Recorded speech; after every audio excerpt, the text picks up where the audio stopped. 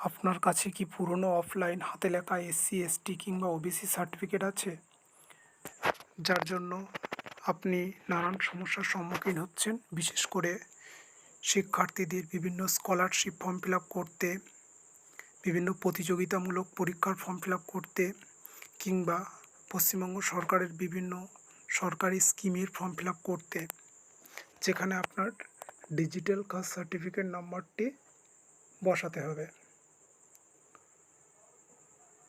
তো আপনার offline certificate থেকে কিভাবে ডিজিটাল কাস্ট সার্টিফিকেট নাম্বারটি পাবেন, এটি দেখার জন্য স্টেপ বাই স্টেপ আমাকে ফলো করতে থাকুন।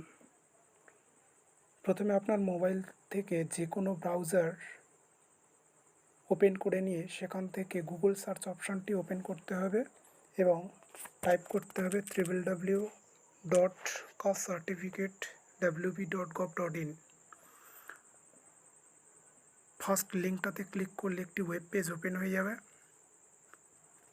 তার ডান দিকে এসসি এসটি সেকশন থেকে চেক সার্টিফিকেট অপশানে ক্লিক করতে হবে। পুরনো যে সার্টিফিকেটটি রয়েছে সেই সার্টিফিকেটের নাম্বারটি এখানে এন্টার করতে হবে।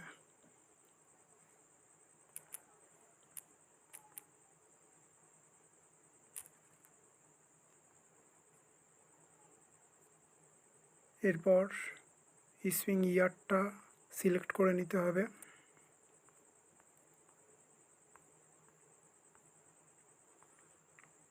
এরপর কোন অফিস থেকে ইস্যু হয়েছে সেই অফিসের নামটা এখান থেকে সিলেক্ট করে নিতে হবে এবং সার্চ অপশানটাতে ক্লিক করতে হবে।